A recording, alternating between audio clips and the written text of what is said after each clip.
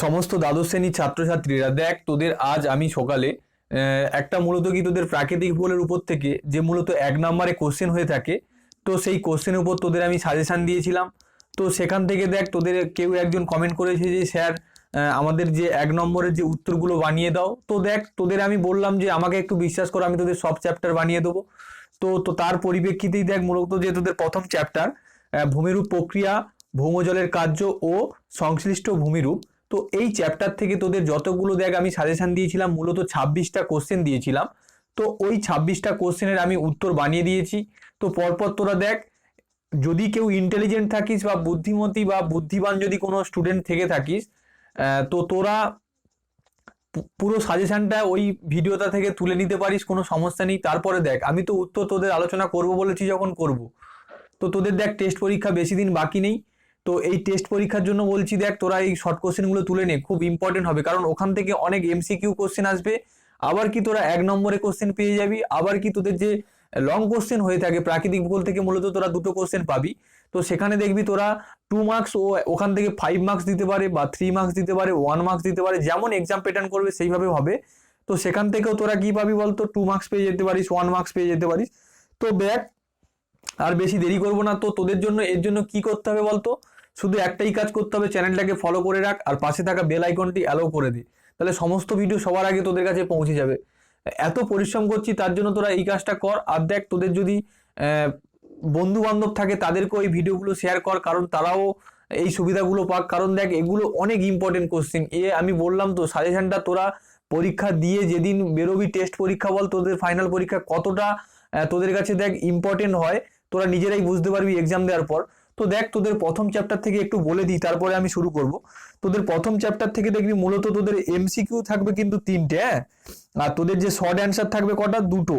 তো দেখ, প্রথম যে চ্যাপ্টার থাকছে, তাহলে সেখান থেকে তোদের মোট কত নাম্বার থাকছে, 5 নাম্বার। তাহলে 5 নাম্বারের জন্য তোদের শর্ট কোশ্চেন কত পড়তে হচ্ছে, 25টা। দেখ, বেশি বলিনি, 25টা মাত্র। দেখ, এই 25টা করলে যদি তোরা 5 মার্কস পেয়ে যাস, কত অ্যাডভান্টেজ। দেখ, আমরা তো পড়েছি অনেক, 1000 1500 কত শর্ট কোশ্চেন পড়েছি, আমাদের সময়ের কথা ছাড়।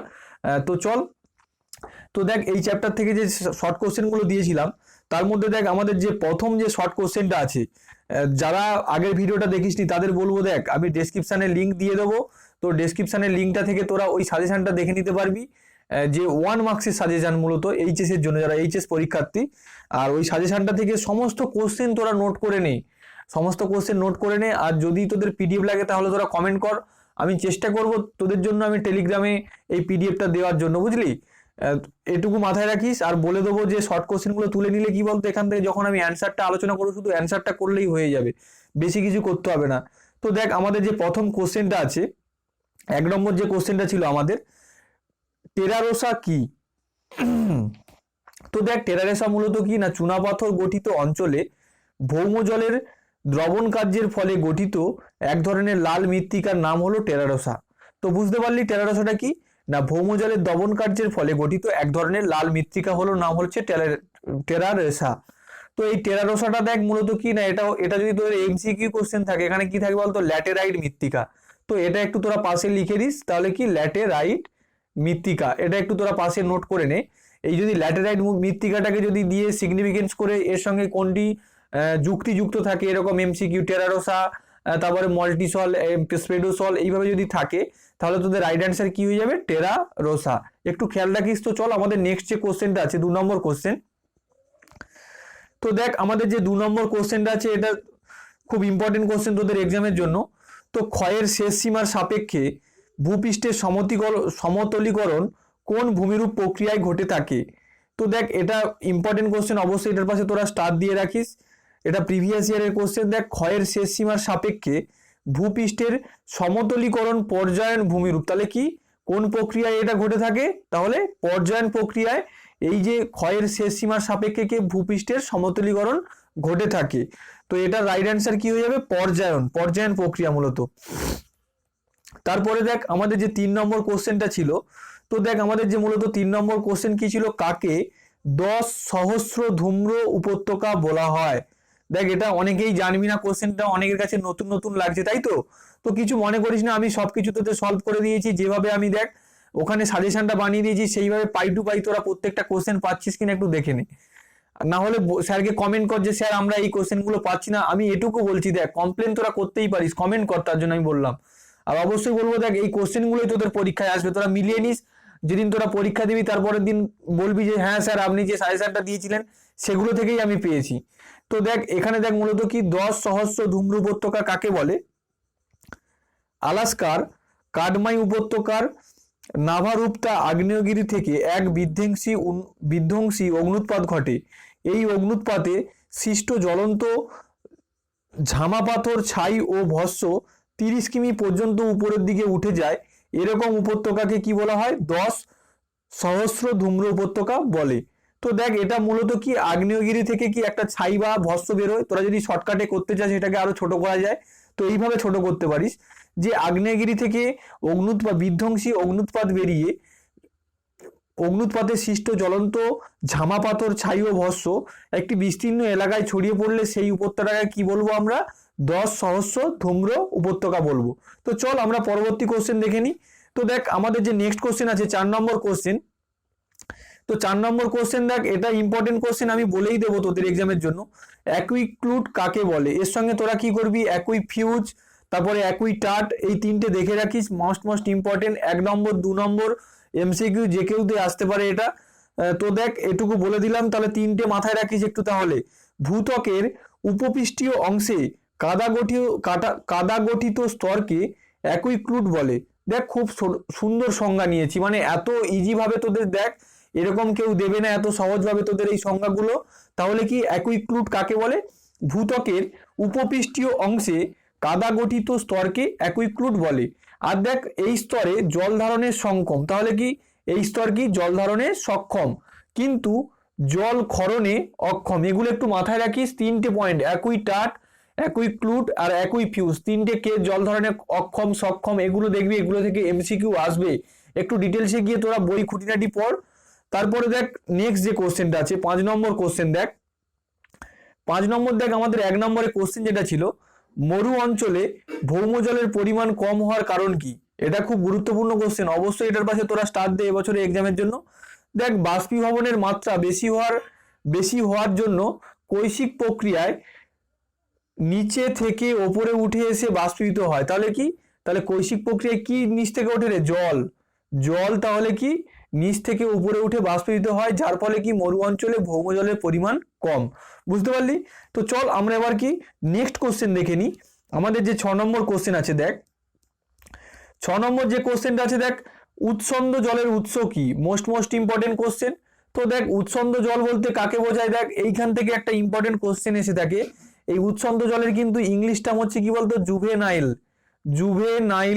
জল। এটা তোরা একটু নোট করে রাখ, জুভেনাইল ওয়াটার, এটা ইংলিশ টার্ম। এছাড়া দেখ এখান থেকে মূলত যে ইম্পর্টেন্ট আছে, এটাকে কি বলা হয় না ম্যাগমা, মানে অগ্নুৎগম জল বলা হয়। ঠিক আছে? তো এই উৎসন্দ জলের উৎসটা কি? এখানে হচ্ছে কি খনিজ মিশ্রিত গরম জল। এটা কিভাবে বের হয় না অগ্নুৎপাত, মানে আগ্নেয়গিরির যখন অগ্নুৎপাত বেরোয়, সেই আগ্নেয়গিরি থেকে কি একটা খনিজ মিশ্রিত গরম জল বেরোয়, তখন তাকে বলা হয় কি উৎসন্দ জল। এই উৎসন্দ জলের উৎস কি হলো? খনিজ মিশ্রিত গরম জল। এটাও খুব ইম্পর্টেন্ট কোশ্চেন, অবশ্যই এটার পাশে তোরা স্টার দিয়ে রাখ। তো চল আমরা পরবর্তী কোশ্চেন দেখে নিই, 7 নম্বর কোশ্চেন।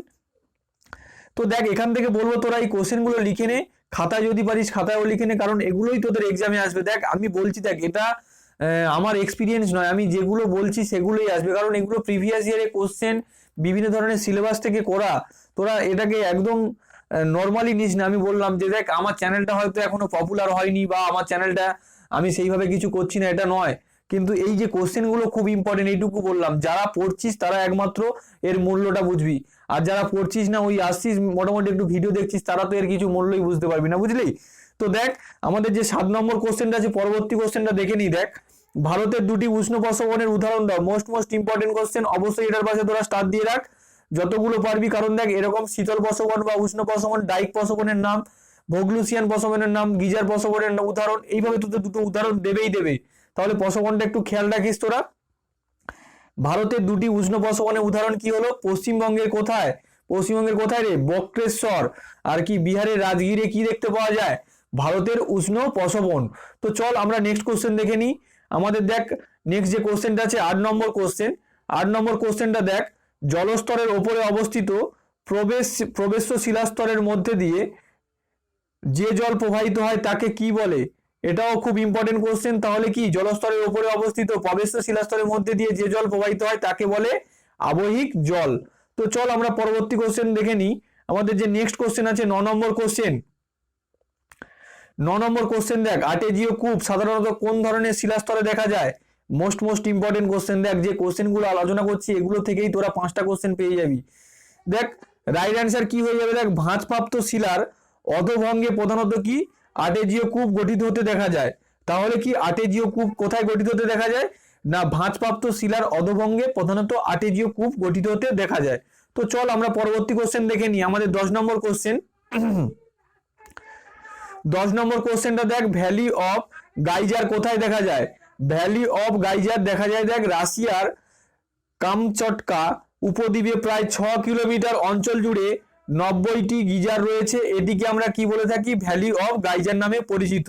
তাহলে ভ্যালি অফ গাইজার কোথায় দেখা যায়? দেখ রাশিয়ার হচ্ছে কামচটকা বা কামচাটকা উপদ্বীপে প্রায় 6 কিলোমিটার বিস্তৃত। কত কিলোমিটার? 6 কিলোমিটার অঞ্চল জুড়ে 90টি কি রয়েছে? গিজার রয়েছে। তো এটাকেই বলা হয় কি? ভ্যালি অফ গিজার বলা হয় এটাকে। তো চল আমাদের পরবর্তী কোশ্চেন আছে দেখ 11 নম্বর কোশ্চেন। 11 নম্বর কোশ্চেনটা দেখ, ভৌমজল বলতে কি বোঝো? তো এটাও খুব গুরুত্বপূর্ণ এবং প্রিভিয়াস ইয়ারে আসা কোশ্চেন।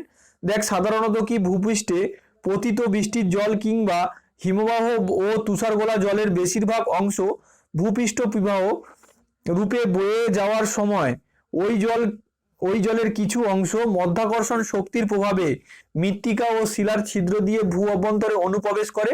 ভূগর্ভের এই জল হলো কি? ভৌম জল। তাহলে দেখ মূলত এখান থেকে এই যে সংজ্ঞাটা থেকে তোরা কি বুঝতে পারছিস?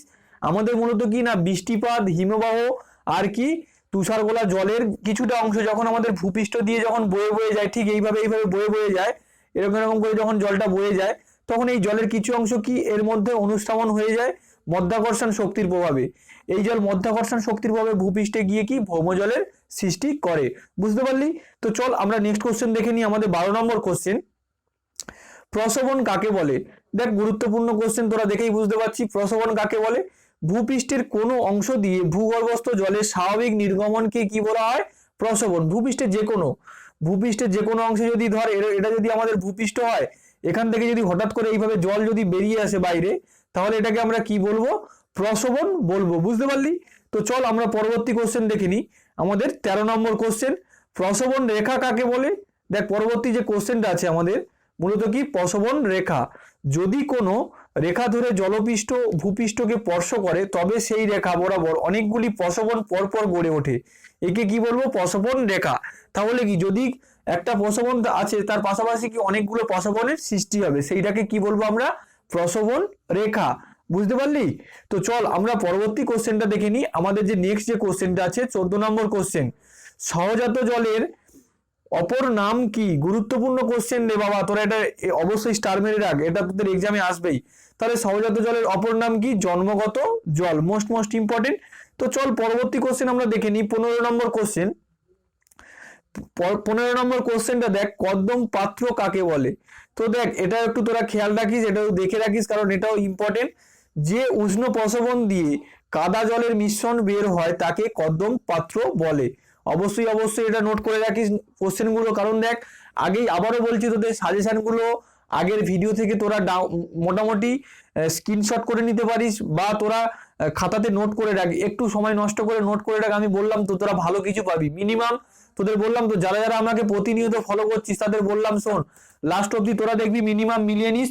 তোরা 75 থেকে 85 এর মধ্যে স্কোর করছিস জিওগ্রাফিতে, বলে দিলাম শোন। প্র্যাকটিক্যালে যদি তোরা 25 এর উপরে পাস, আমি বললাম তো, কথা দিলাম তোদের 85 এর উপরে তোদের স্কোর করিয়ে দেবো, আমি এইটুকু বলে দিলাম। আর সম্পূর্ণ প্র্যাকটিক্যালের দায়িত্ব তোদের স্কুলে। প্র্যাকটিক্যাল অবশ্যই শেখাবো আমি তোদের, টপোসিটের কাজ, তোদের যে স্কেল একটু পরে, কারণ সামনেই টেস্ট পরীক্ষা। বুঝতে পারছিস তো? টেস্ট পরীক্ষার জন্য আমি এখন সাজেশনগুলো দিচ্ছি। প্রতিদিন তোরা পার ডে প্রত্যেকটা চ্যাপ্টার ওয়াইজ যেভাবে শর্ট কোশ্চেন পেয়ে যাবি। তো অবশ্যই বলবো তোরা চ্যানেলটা ফলো করে রাখ। আর চ্যানেলটা ফলো কর, আমি একটাই কথা বলবো, কারণ দেখ এত পরিশ্রম তোদের জন্য করছি, তোরা আমাকে একটু ফিডব্যাক দে। আমি তোদের আমি বললাম তো সম্পূর্ণরূপে তোদের আমি উজাড় করে দেবো। তোরা তখনই তোরা বুঝতে পারবি যে স্যার কতটা তোদের কাছে ইম্পর্টেন্ট। বুঝতে পারলি? আমি মুখে কিছু বলি না রে, মুখে কিছু বলছি মানে আমি সম্পূর্ণ এটা সত্যি করে দেখাই। বুঝলি? আমার দৃষ্টিটাই হচ্ছে সত্য। আর কিছু নাই, বুঝতে পারলি? তো চল পরবর্তী কোশ্চেনটা দেখে নে। তো এখানে দেখ কর্দম পাত্রটা তোরা তো দেখে নিলি। তো চল নেক্সট যে কোশ্চেনটা আছে আমাদের আমাদের দেখ 16 নম্বর যে কোশ্চেনটা আছে, 16 নম্বর কোশ্চেনটা দেখ কি আছে আমাদের, পৃথিবীর সর্বশ্রেষ্ঠ কাস্ট অঞ্চল কোনটি? তো দেখ পৃথিবীর সর্বশ্রেষ্ঠ কাস্ট অঞ্চল হলো ইউরোপের কি বসনিয়া ও উর্জেগোভিনা দেশের আল্পস পর্বত অঞ্চলে কি অ্যাড্রিয়াটিক সাগরের উপকূল। এই যে অ্যাড্রিয়াটিক, তোদের কোশ্চেনে থাকবে অ্যাড্রিয়াটিক, শুধু উপকূলটাই থাকবে তোদের কোশ্চেনে, আর কিছু থাকবে না। এই অ্যাড্রিয়াটিক উপকূলটা থাকবে। তাহলে কি হলো, পৃথিবীর সর্বশ্রেষ্ঠ কাস্ট অঞ্চল কোথায় অবস্থিত? না, আল্পস পর্বতের হচ্ছে অ্যাড্রিয়াটিক সাগরের উপকূল। যদি মূলত সেখান থেকে এমসিকিউ এসে থাকে কোন মহাদেশে, তাহলে কি হবে, ইউরোপ মহাদেশে অবস্থিত। আর কোন দেশে পার্টিকুলার, বসনিয়া ও হার্জেগোভিনা। তো এই দুটো দেশেতে অবস্থিত হচ্ছে কি পৃথিবীর সর্বশ্রেষ্ঠ কাস্ট অঞ্চল। Most important question. তো চল পরবর্তী কোশ্চেন আমি বলে দিই, শোন। পরবর্তী যে কোশ্চেনটা আছে দেখ, এটাও খুব ইম্পর্টেন্ট কোশ্চেন, এটার পাশেও তোরা স্টার দিয়ে রাখ। অন্ধ্র উপত্যকা কাকে বলে?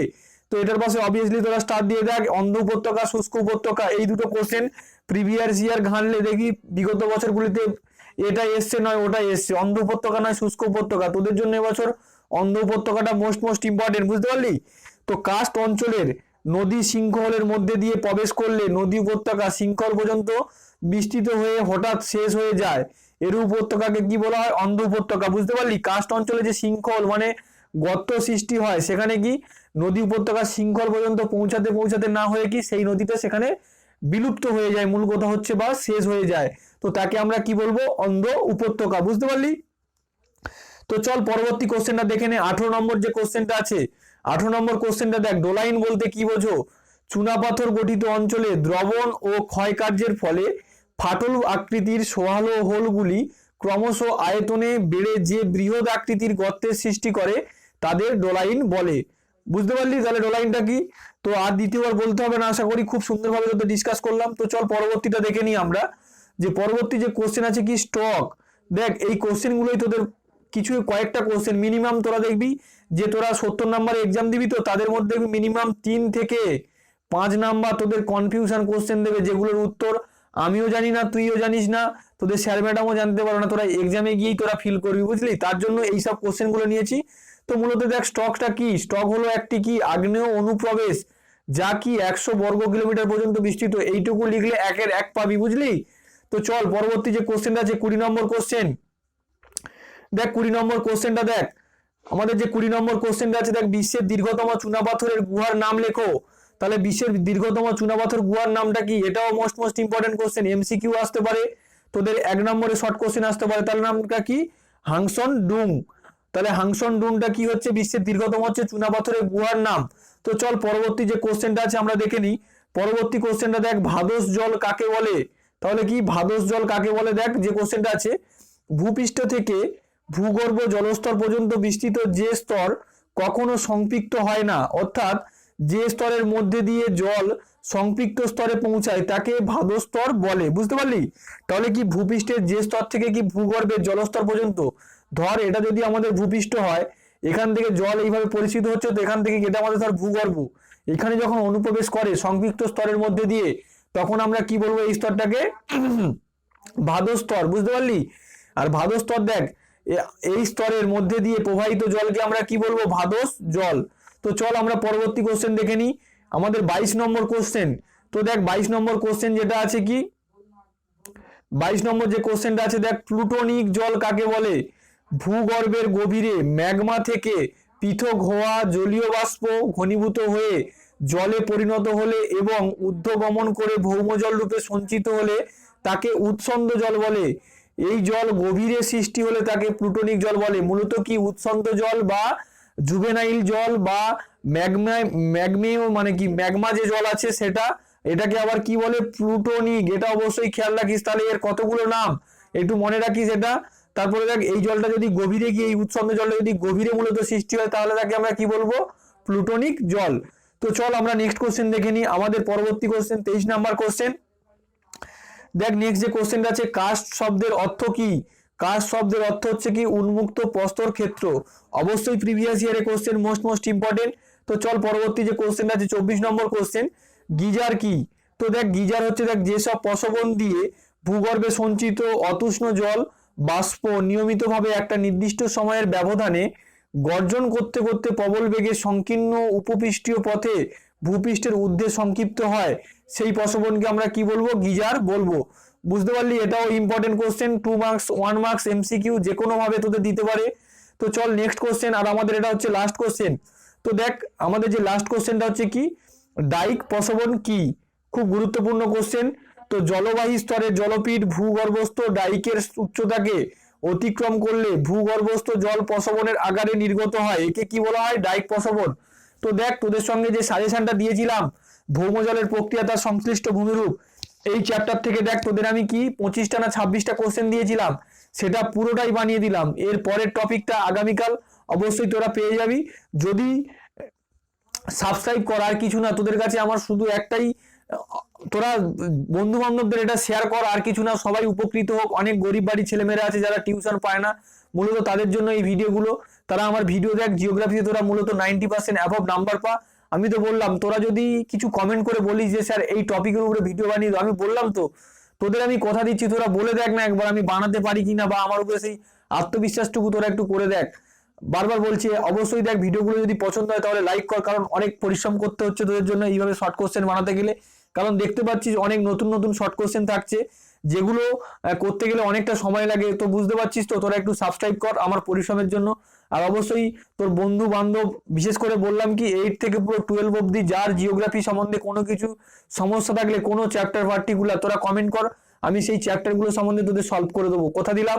অবশ্যই স্যারের প্রতি তোরা একটু আত্মবিশ্বাস রাখিস। তো সবাই ভালো থাকিস।